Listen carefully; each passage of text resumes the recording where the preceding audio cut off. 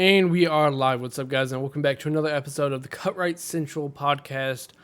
This episode, we're going to be talking about All Out, and we're going to do a recap and talk about what all happened.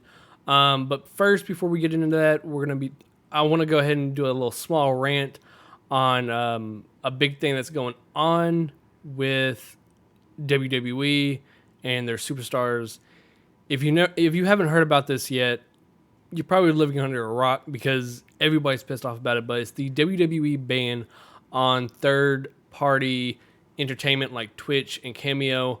I do believe that they're still allowing YouTube, but it's still Dave Meltzer is blaming Lana, CJ Perry, because she did a Bang sponsorship, but I think in total, I think when they find out that these superstars are making so much money, again, WWE's whole thing is they love control, and they love to have their superstars almost in like a corner because, if you can't make any more money anywhere else, like you can't make money like with AEW. They don't like AEW.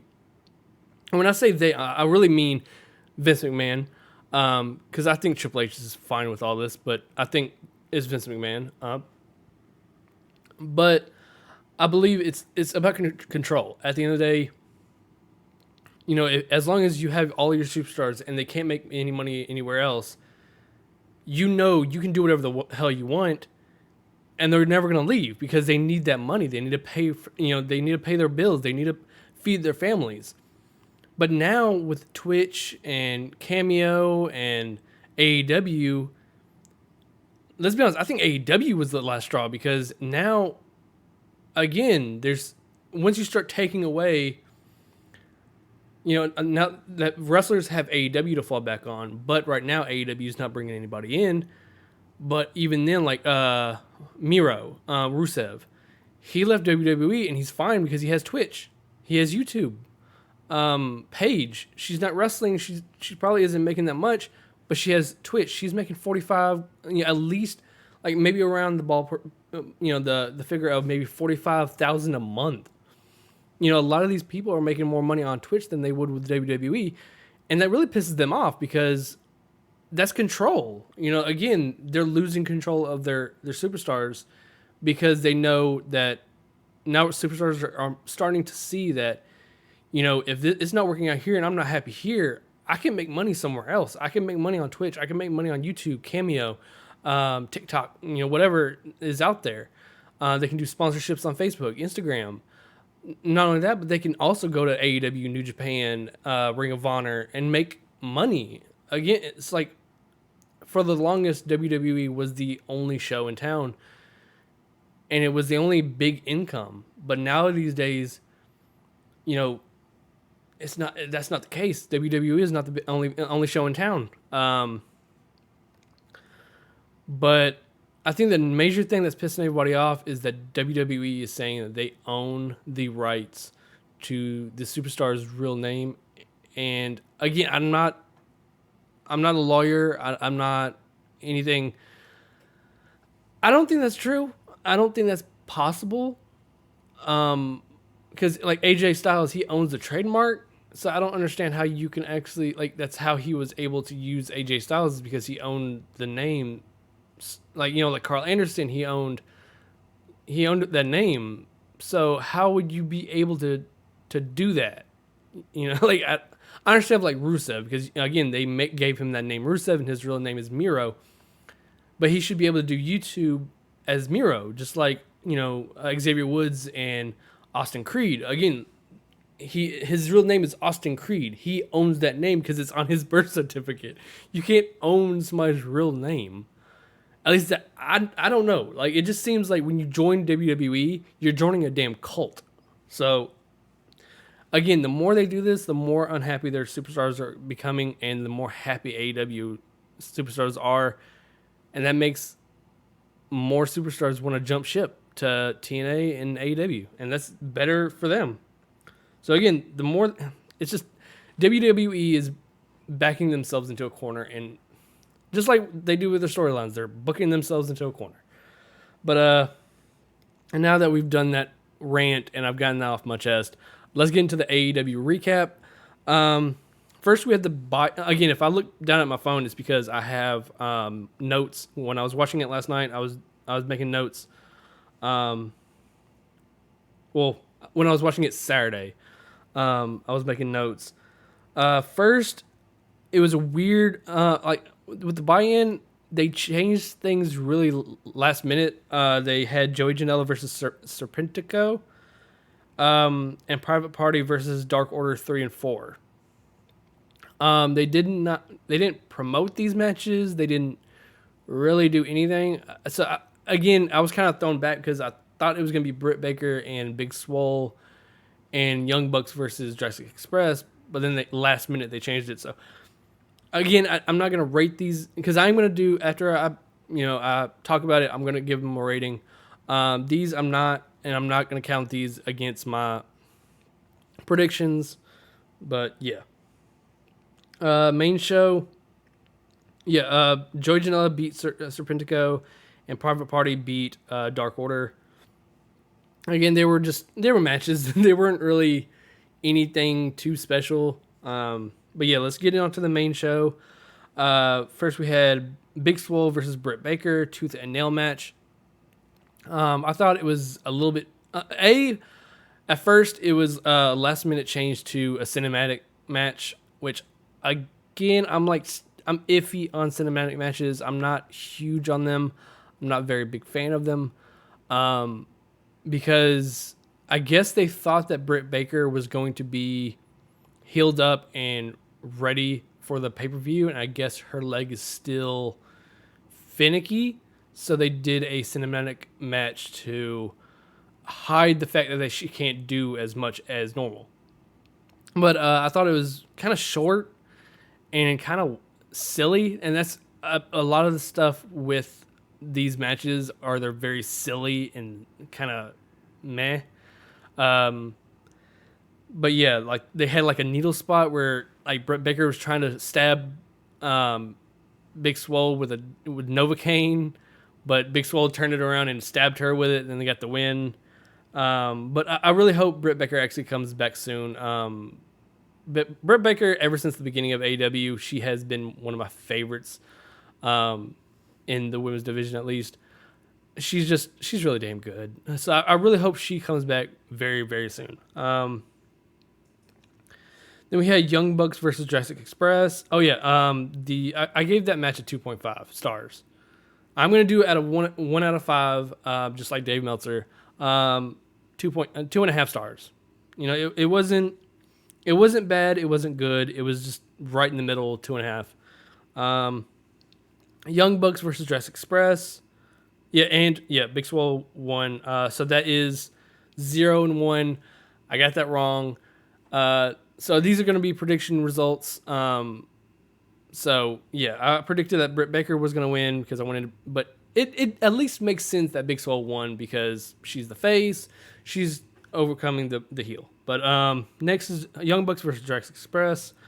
I gave it to the Young Bucks, and the Young Bucks won. So I am officially 1-1. I thought the match was kind of clunky. Again, it was just kind of little botches, a little couple like weirdness.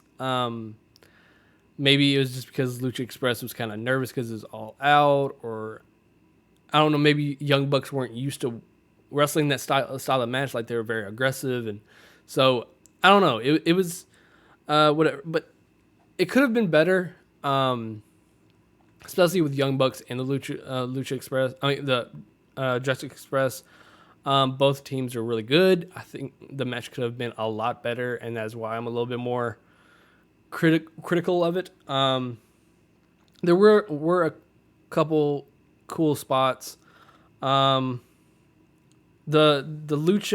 Luchasaurus crowd splash, I thought was kind of stupid because again he wasn't even near. I think it was Matt Jackson. He was trying to do a splash on the outside, but he didn't even come close to him. He literally jumped over the barricade into the crowd, and I'm like, how is that ever gonna hurt Matt?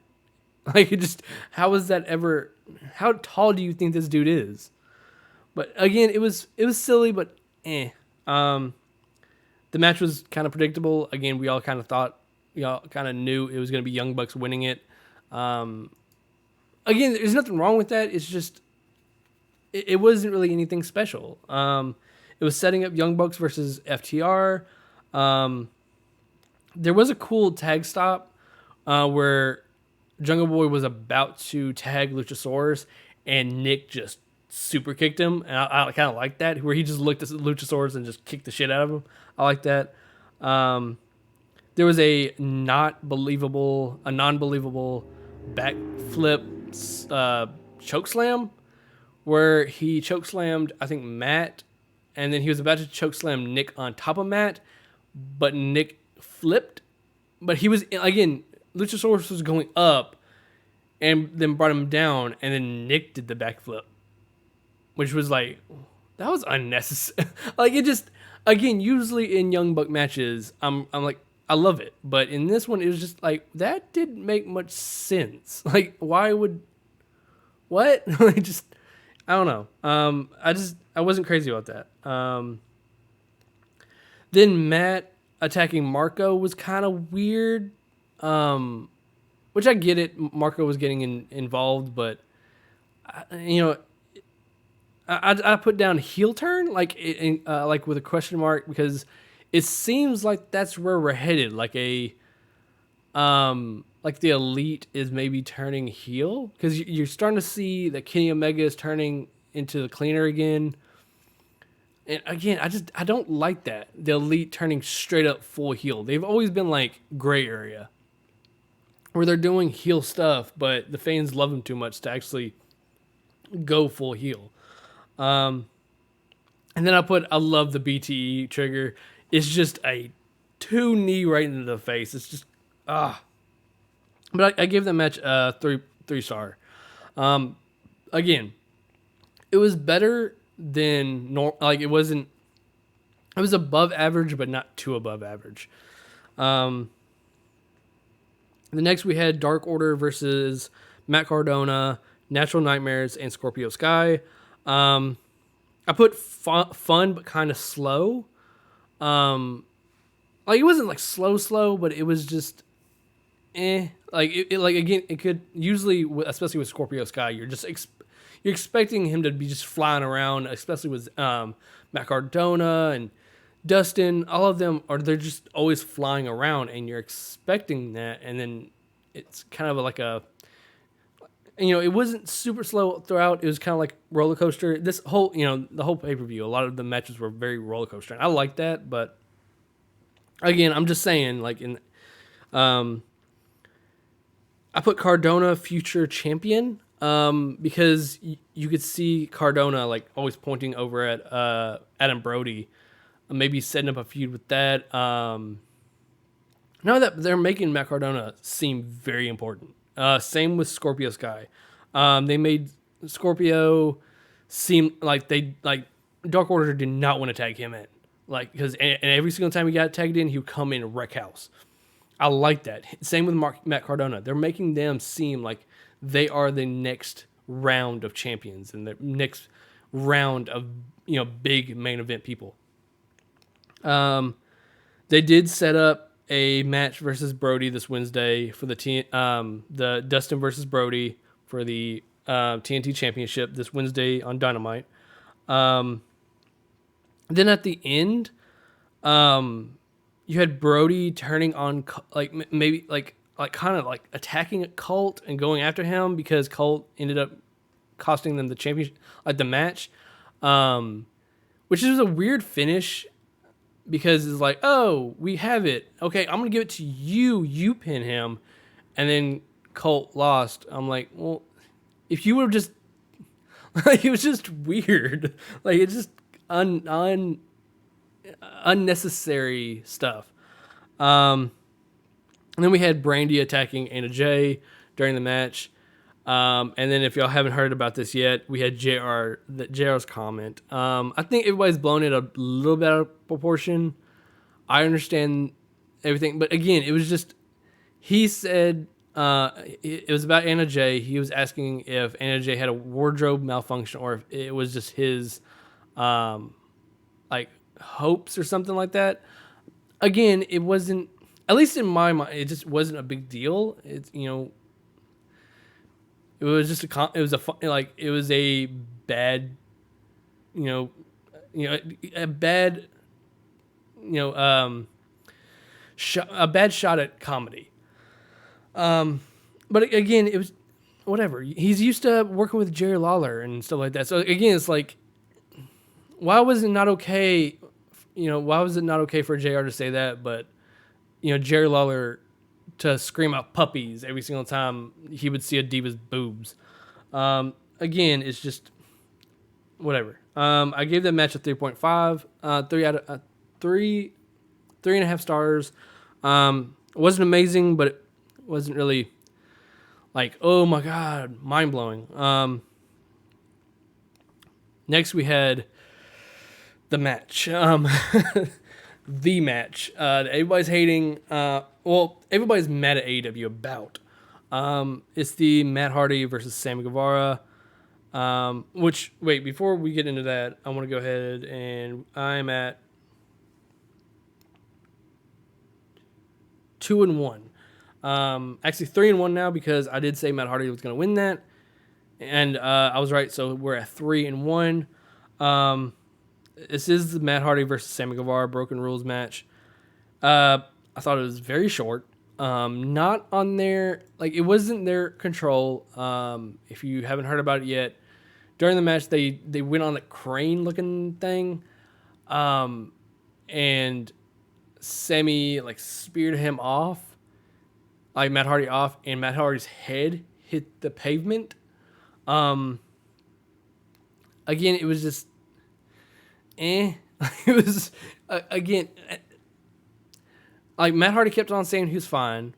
They stopped the match. Matt Hardy was pissed. You could tell he was pissed. They took Matt Hardy backstage. Supposedly, like Tony Khan's saying that he was checked by a doctor for concussion. Matt Hardy was saying he was fine, and the doctor cleared him to go back into the match and restart the match. After that, they basically started fighting very little. Like it was like for like maybe 3 more minutes, and they climbed this big scaffolding, and Matt threw Sammy Guevara off. Ref counted to 10. It was over. Again, it was meh. Again, it was. I understand it wasn't their control, but if that was what they had planned anyway, it was like 5 minutes. Like, why? Not only that, but Sammy's ass kept, like, he kept pulling down his trunks and his ass kept showing. So, no, he just didn't want to see that. But yeah, I'm going to say this now. They did make a update on Matt. Matt is fine. They did make him go to the hospital after the match. Because like they were saying that Matt Hardy was rushed to the hospital and all this other stuff. No, Matt Hardy, they told him to go just to get some tests done and make sure he was fine, and he is. There was no concussion. But yeah, Rebby went a little apeshit on Twitter, saying that Matt Hardy was an idiot and that anybody with 2 eyes could have seen that he had a concussion. And no, again, it's just, who do you think you're married? Again, my thing is with Rebby, I understand, that's her husband. She doesn't want anything bad to happen to him, but I'm just saying, like, who do you think you're married to? Like, you're married to Matt Hardy. It's just like being married to Jeff Hardy. Like, these two are crazy. They're going to do these high spots. Like, it's just like John Moxley said about Renee Young. Like, you knew who you were marrying. Like, what do you expect? Just, again, Matt Hardy, if he's going to go out, he's going to go out in the blaze of glory. So, sorry, it's just, this is not ballet. AEW did not control, like, they didn't make Matt Hardy's head slam into the pavement. They did what they needed to do. Matt Hardy was saying he was fine. The doctor said he was fine, so Tony Khan made the decision to let it keep going because both people said that he was fine. You know, Tony Khan isn't a doctor. His doctor is a doctor. So as long as the doctor cleared it, and you know, even right now, Matt Hardy's fine. I don't think they would have continued the match if he was not okay. And they must have been right if even the hospital that they went to is saying he was fine. So I gave that match a 2-star. Like, again, it was cool because, you know, 2 spots, but it was above average because too much samey ass, and it was short. It wasn't anything. So, but yeah, then we had the Casino Battle Royal. It was fun. Again, it's a Battle Royal. I actually like this type of Battle Royal over the Royal Rumble because it goes a little bit faster, and they still make it, you know, like, again, it's like you don't have to wait so many times. I kind of do miss the 5, 4, but even then, when they do the countdown, the fans in past, but I like the rules, like, you know, the multiple people coming out at one time. It's fun. It keeps it going a little bit faster. But we had Matt Sydal, formerly known as Evan Bourne, make his debut. I don't know if this is a full-time debut or if it was just a surprise. It wasn't exactly what I was expecting. I was kind of expecting like Eric Redbeard or Rusev or somebody, you know, like big, like big in the industry. I don't really think Matt Sydal is going to be around too long because right now he's in the pure tournament for ROH for the pure championship. So I think he's still with ROH. So I don't really know how they're doing that. But yeah, Matt Sydal comes in and he instantly hits a botch of the century. I thought the man was dead. He goes for the what's the move? Shooting star. And it looked like he hit a brick wall. He just said "foop" and hit. It looked like his neck hit a invisible wall and just landed right on his head. Thought the man was dead, but he was good. He got up, kept going. I liked the whole Sean Spears. He wouldn't get in the ring. Like, he went over and started talking to JR and them. It was fun. Like, again, it's like, I've always thought, like, why would you instantly get into the ring? Unless that's a rule, why would you get in the ring? Wait until the last people are over and then get in the ring. It's common sense, right? Also, it was kind of cool with the Jake Roberts using the snake to freak out Eddie Kingston. Again, using the rules, because it's a no DQ, a Royal Rumble / Battle Royal / Casino Battle Royal. All of it is no DQ. So why not use that? Use weapons like with Jimmy Havoc. He would use the stapler, and then you had Tommy Dreamer last year using the trash can. It's called being smart. Use the rules that are handed to you to win. And yeah, Lance Archer, like I predicted, won.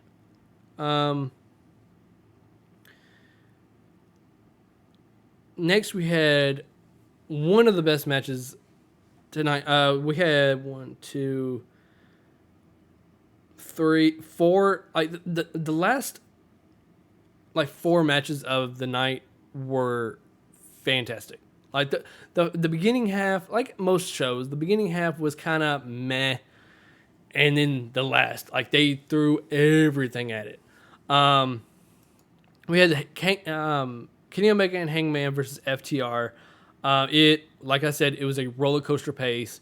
It would, like, again, especially with these two teams, it kind of needs to do a roller coaster pace because, of course, Kenny Omega and Hangman are very fast. They're fast paced and they're going. But FTR's whole thing is they stop that. They shoot it down, and then, so at first, at 1 minute, it would be going really fast, and then FTR would shut it down. And again, it was just That's how it needs to be. It needs to be like a roller coaster.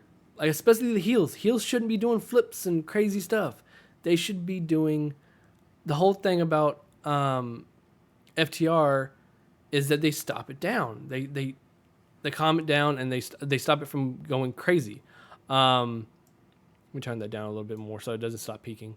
But yeah, FTR would just shut them down. Every single time they started getting more insane, they would shut it down.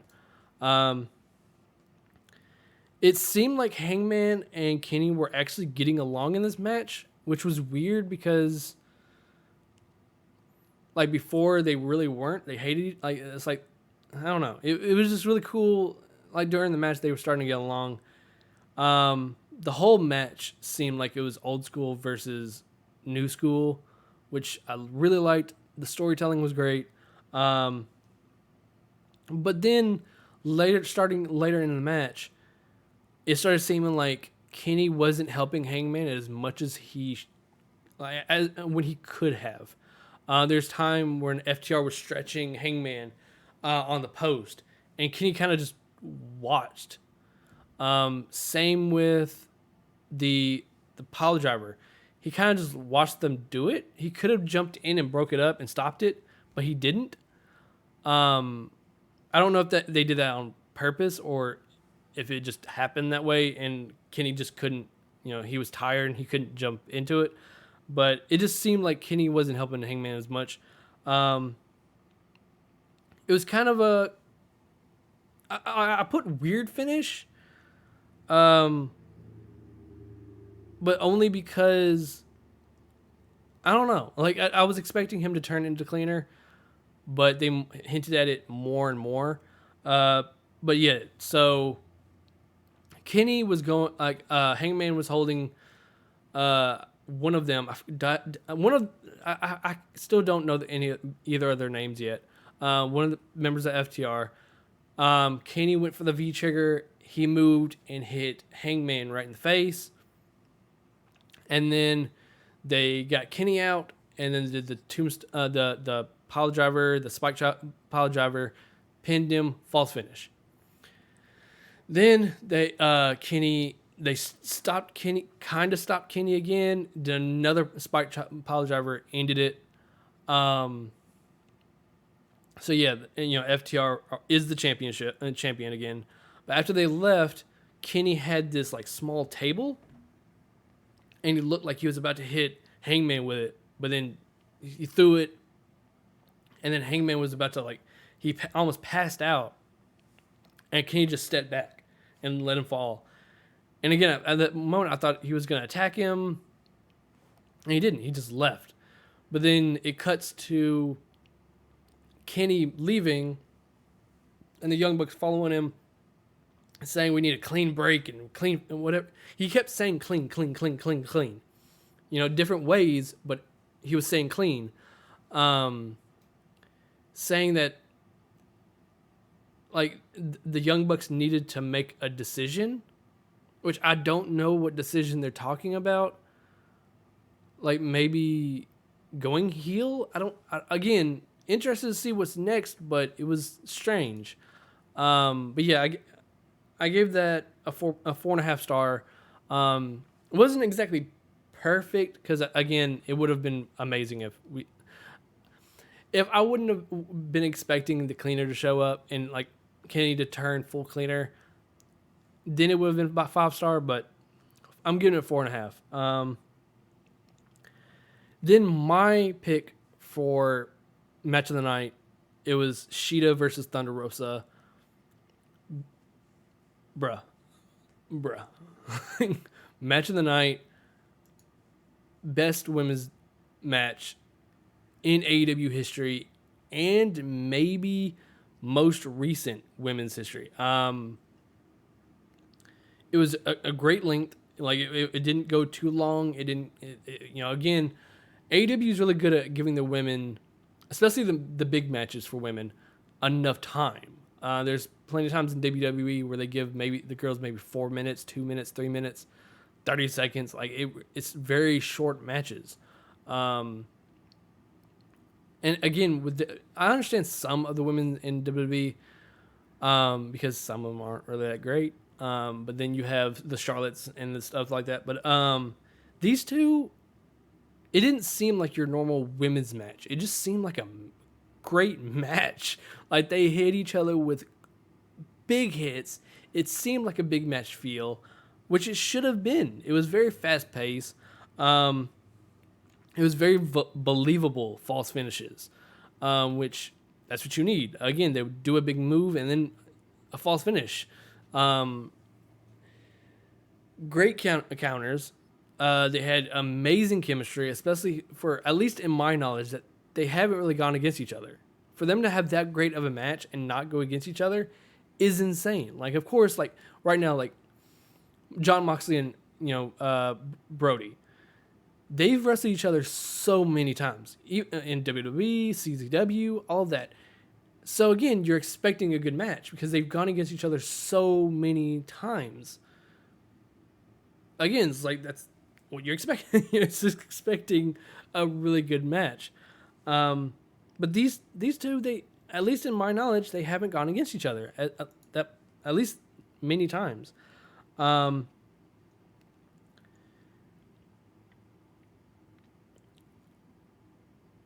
Great count. Both women look strong. Again, and that's what you need. You need both. AEW is really good at making both people in a match look amazing. And that's what you need. You need both people to look good, except not just one person. You can get other people over.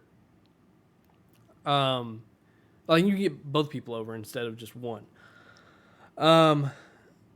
This really showed what Shida could do. I think Shida's been, again, especially with the Nyla Rose stuff.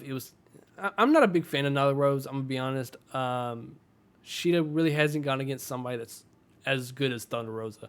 Thunder Rosa is damn good. I understand why NWA has chosen her to be NWA Women's Champion. I really hope that since they booked Thunder Rosa so well, that there are more NWA appearances. I did give this a 4.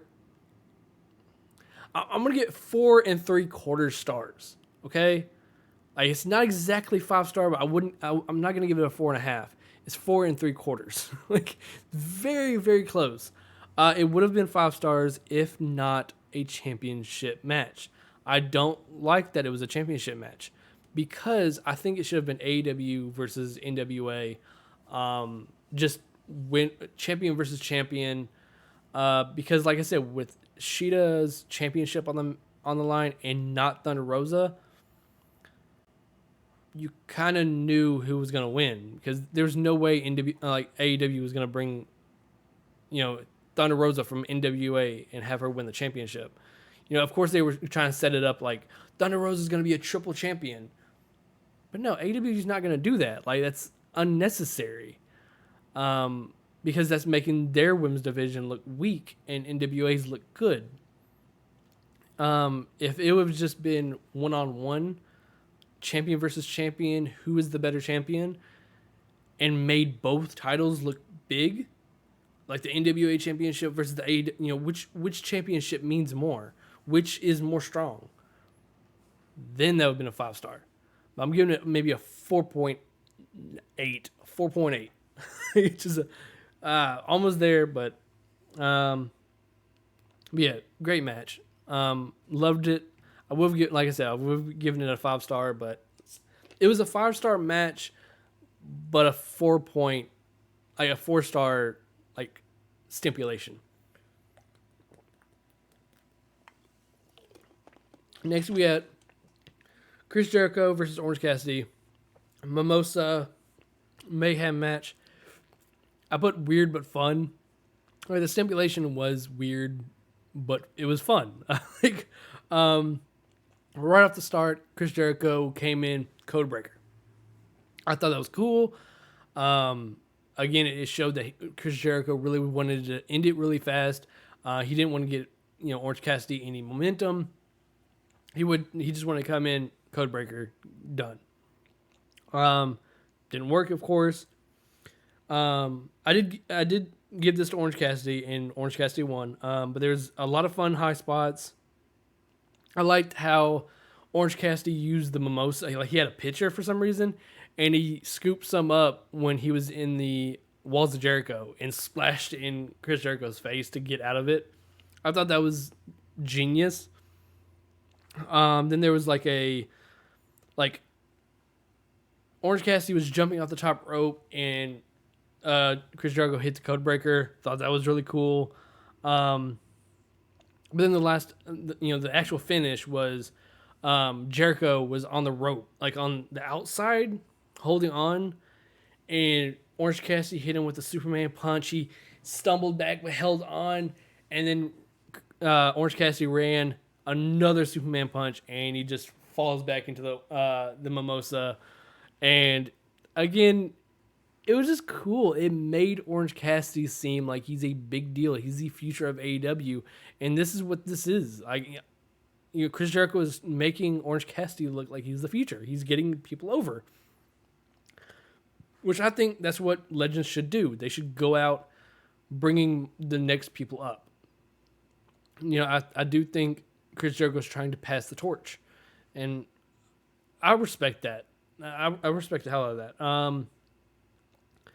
I did put like what's next for Jericho and what's next for Orange Cassidy. That's the only thing that I'm really I don't know what's next. Like, who's Orange Cassidy gonna go against? Who's Jericho gonna go against? So I'm really curious. Then we had the main event. We had Jon Moxley versus MJF with the Paradigm Shift banned. I had Jon Moxley winning, and Jon Moxley won. First, Jon Moxley was coming out for the entrance, and I don't know if the fan was going in to just touch him or to grab him or attack him. But he didn't get it really much of a chance because the security tackled his ass faster than he could fucking speak. But just straight, all you saw was him, like his head going into frame and just getting chunked back. Again, it was a roller coaster pace. At the beginning, MJF kept trying to stay away from the outside. Eventually, Jon Moxley did get him to the outside. Seemed like a big deal. And that's what it needs. Like, stuff like this needs to be meant to be a big deal.